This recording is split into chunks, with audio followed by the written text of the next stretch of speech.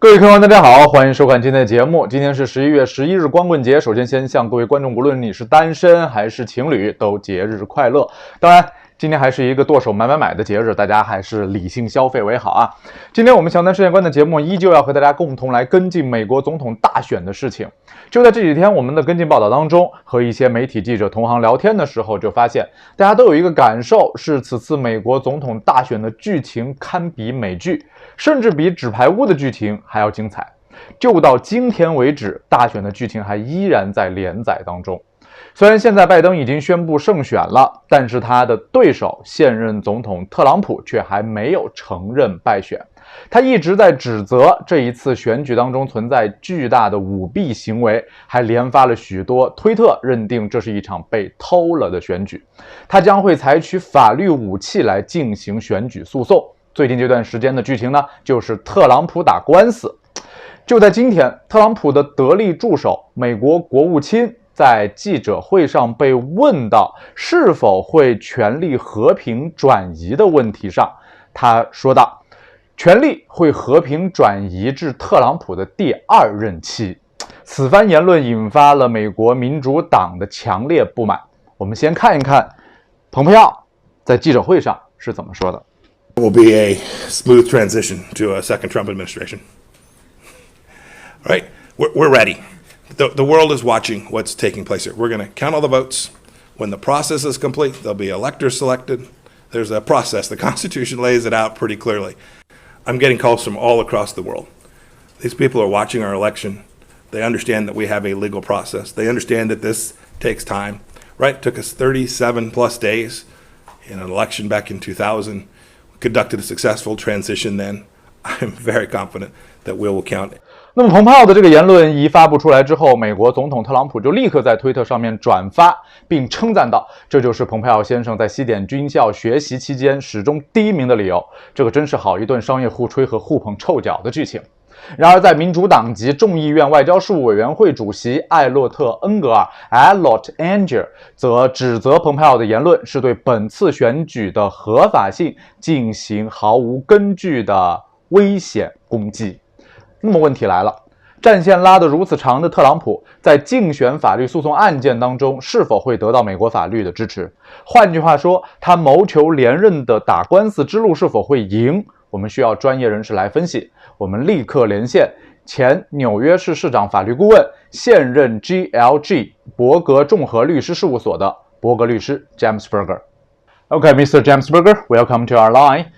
The Joe Biden has already won this election, but the President Trump has launched a legal battle. You're an American lawyer. According to the law of the United States, will it support the Trump's legal thoughts of the election? So first, I think that Donald Trump, as president of the United States, like any other American citizen, or actually any other person who is in the United States, has the right to file a lawsuit if they feel that their legal rights have been put in jeopardy. If they feel that for some reason, there's been a wrong that has happened to them. So he has every right to challenge the result of the election. But in this instance, I think it's very unlikely that he would be able to change the outcome through a lawsuit. The reasons for that, I would cite 3. The first reason is that unlike the situation with Bush v. Gore in 2000, here Biden is leading Trump, or has won victories against Trump in many states. In 2000, there was only one state, the state of Florida, that was contested, and there was a very specific legal question asked about the way in which votes were counted in that state.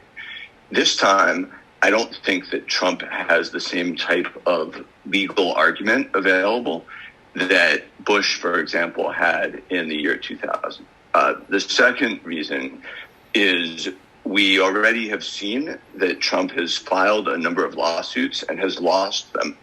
And the lawsuits have not alleged anything about whether the voting was fair or whether there was actual fraud, for example, or something like that, but rather they've questioned very small aspects about the process. And even those lawsuits haven't succeeded. And the third reason is overwhelming majority of votes are now in. But we now know that in the key state of Pennsylvania, lawsuit or no lawsuit, it would be virtually impossible to overturn this election. So even if he were to win a lawsuit, say in Arizona or Nevada or some other state, it wouldn't change the outcome. So he would be able to use a lawsuit to change what is going to happen. Okay, let's talk about the White House peaceful transfer of power. A month ago, Trump vacillated on this point. At first, he refused to commit, and then he said he would do it. Just today, in a press conference, the U.S. Secretary of State Mike Pompeo said there will be a smooth transition to a second Trump administration. As to whether or not the White House peaceful transfer of power, what is your option? First of all, he is the first president in United States history, actually, to suggest that he might not accept a peaceful transition of power. And that is, I think, very worrying for many Americans, because the peaceful transition of power historically has been something in which Americans take great national pride, and that it shouldn't have to involve violence or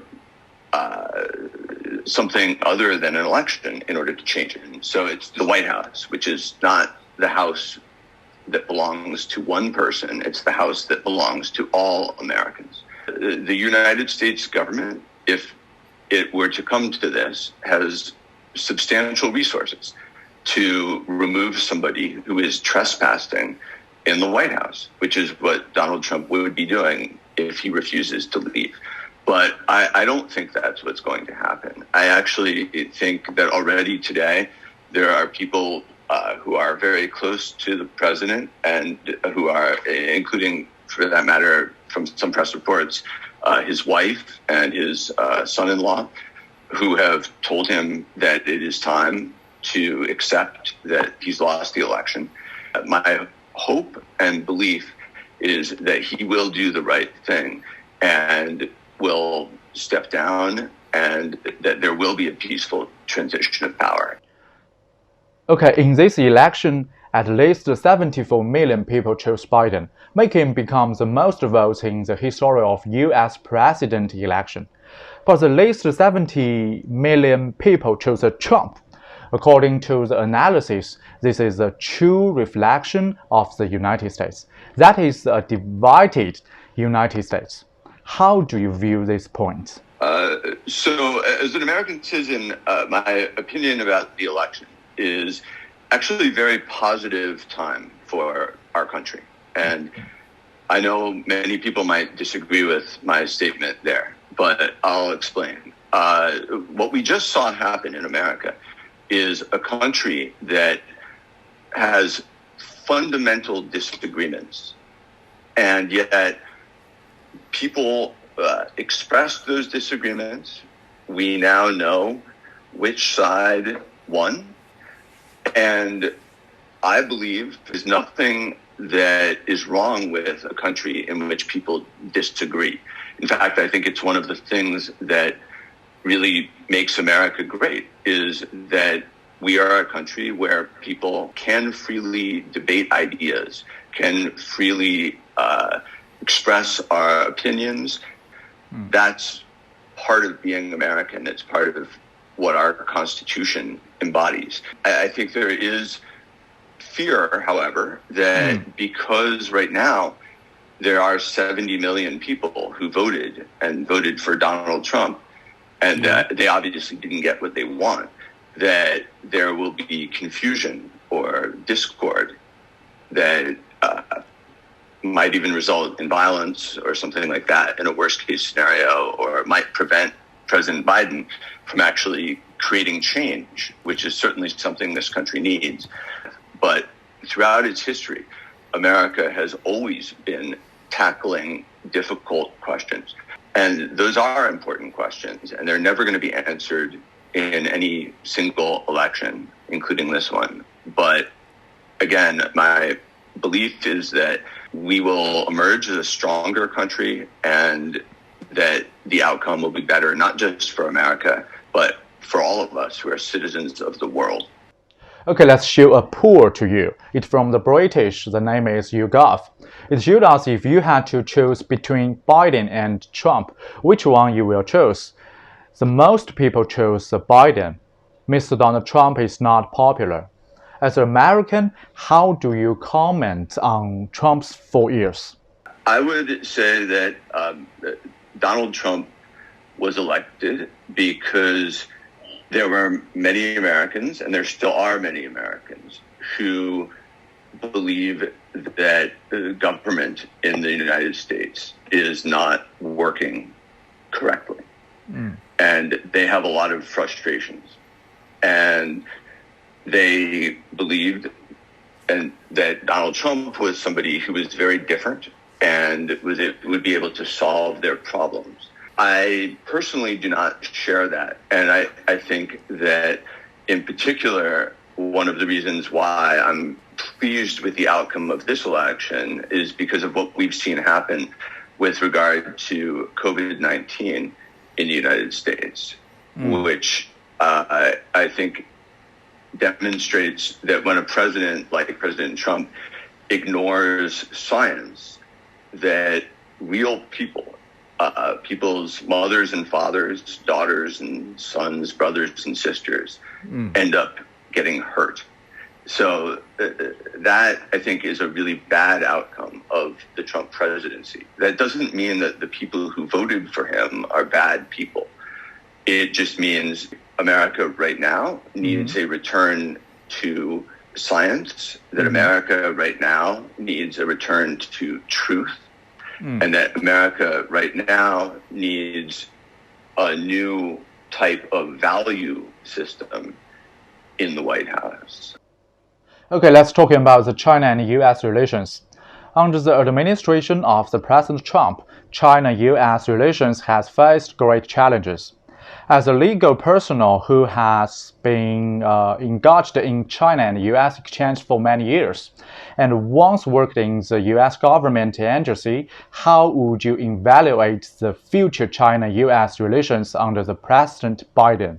I think it's incredibly important right now to hope for the best when it comes to relationship between the two most important countries in the world, the United States and China. And so I think what we know about Biden is the following. We can see that on issues of trade, he is far more open to free trade than Donald Trump, who endorsed a philosophy of America first. President-elect Biden disagrees with that idea. He is somebody who has, throughout his career in the Senate and as Vice President of the United States, he has supported free trade. And I think that idea in itself will benefit both China and America. The second is that I think President-elect Biden will bring back to foreign relations a sense of normalcy, that he will be a president who other leaders, including President Xi, will be able to understand and more closely identify with than President Trump. The third issue, and possibly the most important, is that I think that President-elect Biden has a vast amount of intellectual curiosity. This is something that has fascinated him from the time that he was a student, all the many years that he served in the United States Senate, and while he was vice president for President Obama. He has always been somebody who cares deeply about knowing other people, listening to other people, understanding other people. it will be refreshing for U.S.-China relations to have a president who cares more about listening than simply saying what it is that they think is right. This is a president who wants to learn and a president who will want things to be better, not just for the United States, but for all the people of the world.